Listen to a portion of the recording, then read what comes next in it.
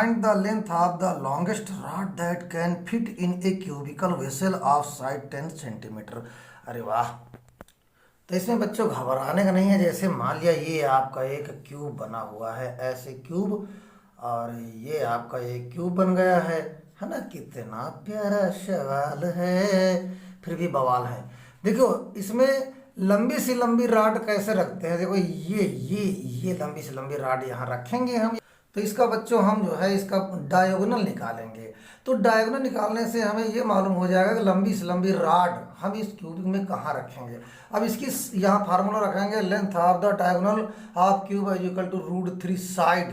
इसकी साइड कितनी है, 10 10 और 10, ये तीनों साइड बराबर है। तो यहाँ पर √3 और ये साइड लिख देंगे 10, दैट इज आंसर। तो यहाँ पर 10√3 cm, यही हमारी माप होगी। इसके बाद बच्चों अर्थ सवाल है, 2 cubes have their volumes in the ratio 1:27, find the ratio of their surface area. अरे वाह क्या सवाल है। तो देखिए बच्चों, इसका वॉल्यूम आपका V1 बराबर 1 मानो है, और V2 इक्वल टू 27, और हम जानते हैं कि V equal to A cube होता है ना।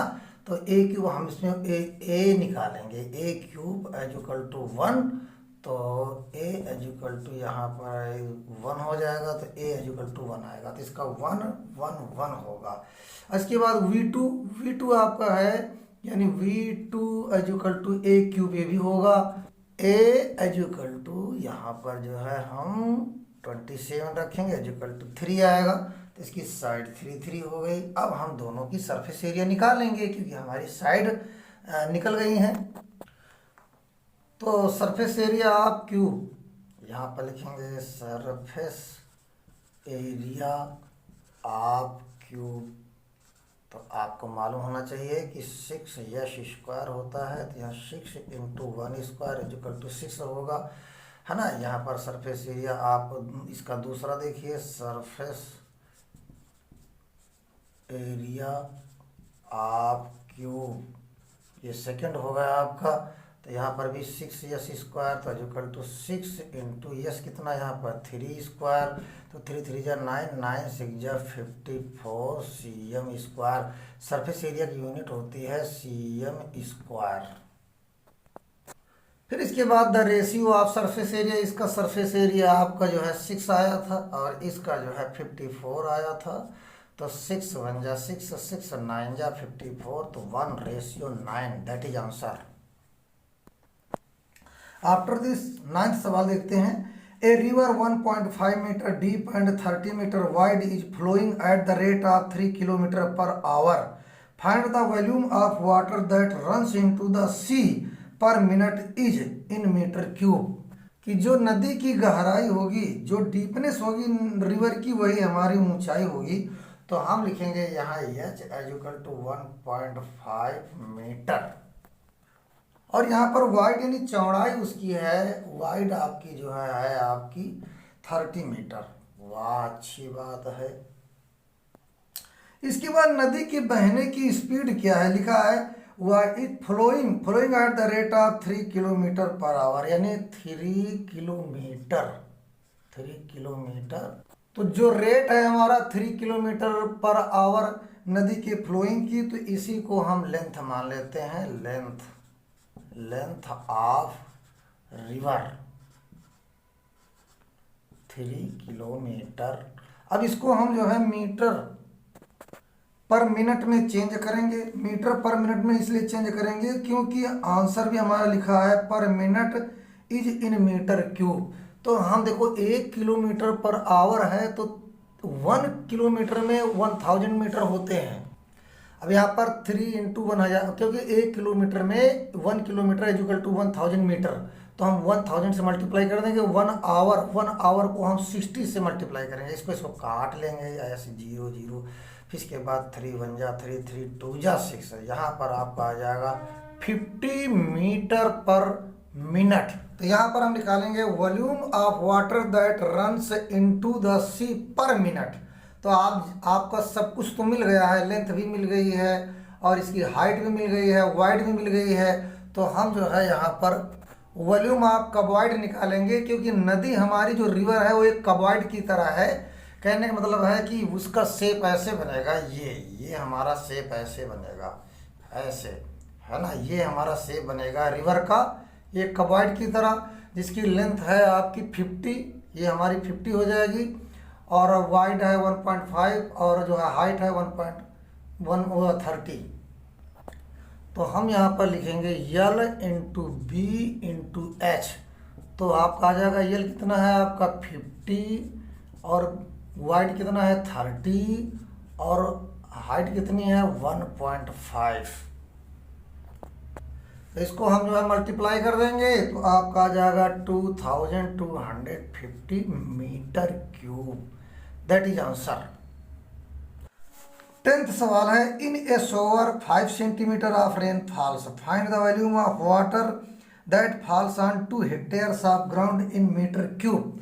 तो कितना प्यारा सवाल है। एक झरना है, शॉवर माने झरना, झरना, ये झरना झर झर झर झर गिर रहा है ऐसे ऐसे, और ये कितनी, इसकी हाइट कितनी है 5 cm, है ना, और ये कितने एरिया में गिर रहा है। अरे वाह, ये ऐसे इसका पानी यहाँ पर फैल गया, कितना है 2 हेक्टेयर, ये यल और बी यानी 2 हेक्टेयर। तो 1 हेक्टेयर एज इक्वल टू होता है 10,000 मीटर, क्योंकि हमें इसे मीटर में चेंज करना है। तो 2 हेक्टेयर आपका हो जाएगा, 2 हेक्टेयर एज इक्वल टू 20, इसको इससे मल्टीप्लाई कर देंगे तो 20,000 मीटर स्क्वायर हो जाएगा। इसलिए क्योंकि यहाँ पर यल और बी मिला हुआ है, तो ये हम इसकी यूनिट मीटर स्क्वायर में लिखेंगे। ये 1 हेक्टेयर बराबर 10,000 मीटर, तो 2 हेक्टेयर बराबर 20,000 मीटर स्क्वायर हो जाएगा, और ये इतने एरिया में पानी जो है आपका फैला हुआ है। और देखिए इसकी ऊंचाई कितनी 5 सेंटीमीटर, तो 5 सेंटीमीटर को अगर हम मीटर में चेंज करेंगे तो 5/100 हो जाएगा, क्योंकि 1 मीटर में 1 मीटर में 100 सेंटीमीटर होता है। तो 5 सेंटीमीटर 5/100 हो जाएगा। अब हमारा एक फार्मूला लिखेंगे हम यहाँ पर, the volume of water, the volume of water. तो ये कबॉइड हो जाएगा ना हमारा, ये कबॉइड बन जाएगा, तो हो जाएगा L into B into H. तो एल तुम्हारा कितना हुआ, यल और बी कितना हुआ 20,000, वाह भाई वाह 20,000, और इंटू 5/100, ये आपकी हाइट हो जाएगी। तो 2 0 हमारे कैंसिल हो जाएंगे, तो यहाँ पर आप मल्टीप्लाई कर देना, तो 5 2 जा 10, और 2 0 और बढ़ जाएंगे, 1000 आएगा, तो हमारा यही आंसर हो जाएगा। इसके बाद बच्चों 11वां सवाल है, if two cubes each of side 6 centimetre are joint face to face, find the volume of resulting cuboid. ये भी सवाल बहुत आसान है। देखिए ये हमारे 2 क्यूब्स हैं, इनकी साइड हमारी 6 6 है, ये साइड 6 6 है, क्योंकि क्यूब में सभी साइड इक्वल होते हैं। अब इन दोनों को हम सटा करके अगर बनाएंगे तो दोनों क्यूब हमारे ऐसे बन जाएंगे, ऐसे सट जाएंगे दोनों, तो ये हमारे बन जाएंगे। लेकिन इसमें एक चेंजिंग आएगी कि जो ये 6 है आपका, ये रहेगा, ये 6 रहेगा, तो इसकी लेंथ हमारी 12 हो जाएगी, लेकिन हमारी हाइट और हमारी जो है ब्रेड्थ ये 6 रहेंगे। तो यहाँ पर यल इक्वल टू 12 हो जाएगा, और बी 6 हो जाएगा, और एच भी हमारी 6 रहेगी, तो ये कबॉइड बन जाएगा। तो हमें वॉल्यूम ऑफ कबॉइड निकालना है, तो हम लिखेंगे वॉल्यूम ऑफ कबॉइड, ये हमें निकालना है। तो लिखेंगे L into B into H, तो यल हमारा 12 इंटू 6 इंटू 6 आएगा 432 cm3, यही हमारा आंसर हो जाएगा। 12th सवाल है बच्चों, if the total surface area of the cube is 294 cm², find its volume. तो कितना प्यारा सवाल है। तो हम लिखेंगे the total surface area, the total surface area, इसका फार्मूला होगा 6s², और आपका दिया है, गिवन है 6s² एज इक्वल टू यहाँ पर 294। अब यस हमको साइड निकालना है बच्चों, तो हम साइड निकाल 194 अपान में 6 आएगा, ये 6 हमारा डिवाइड में जाएगा, 6 4 जा 24 और यहाँ पर जो है 6 9 जा 54 हो जाएगा। तो इसके बाद S square is equal to 49 है ना। फिर इसके बाद यस ये 2 हमारा इसका रूट बन जाएगा 49 और S is equal to 7 centimetre हो जाएगा हमारा। अब हम निकालेंगे इसमें वॉल्यूम ऑफ क्यूब, यहाँ पर वॉल्यूम ऑफ क्यूब निकालेंगे हम। तो वॉल्यूम ऑफ क्यूब यस की पावर 3 होता है, यस हमारा 7 क्यूब यानी 7 इंटू 7 इंटू 7 तो हो जाएगा 343 cm cube, that is answer. 13 सवाल है कि the dimensions of a cinema hall are 100 metre 50 metre and 18 metre. How many person can sit in the hall if each person requires 150 metre cube of air. The volume of hall, पहले हम जो है hall का volume निकालेंगे। The volume of hall, hall जहाँ picture देखी जाती है ना वहाँ पर, तो यल इंटू बी इंटू एच, बहुत अच्छी बात। तो लेंथ हमारी है 100 और ब्रेड्थ हमारा है 50 और इसका जो है 18। अब इसको इसी हालत में हम छोड़ देंगे।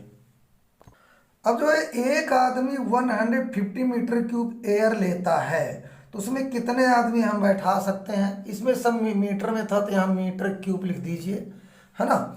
और हम लिखेंगे volume of 1 person, volume of 1 person. 1 person का वॉल्यूम कितना होगा, जितना उसको बैठने की जगह लगती है ना। तो यहाँ पर लिखेंगे 150 मीटर क्यूब। लेकिन प्रॉब्लम में ये पूछ रहा है कि how many person can seat, यानी कितने आदमी उस हॉल में बैठ सकते हैं। तो लिखिए द नंबर ऑफ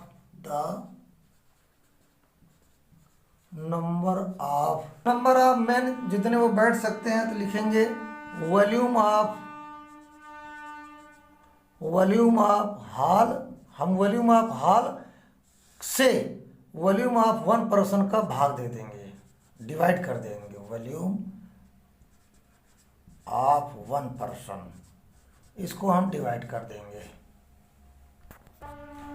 तो यहाँ पर जो है वॉल्यूम ऑफ हॉल कितना था, 100 इंटू 50 इंटू 18 मीटर क्यूब और फिर 150 मीटर क्यूब। अब देखिए मीटर क्यूब से मीटर क्यूब तो चला गया, फिर इसके बाद 0 0 कैंसिल हो गया। फिर यहाँ पर 5 3 जा 15 और 3 6 जा 18। 100 को 6 से मल्टीप्लाई करोगे तो यहाँ पर आ जाएगा 600 मैन, यहाँ 600 आदमी की बैठने की संख्या होगी। तो ये 600 ही हमारा आंसर आएगा। Thank you.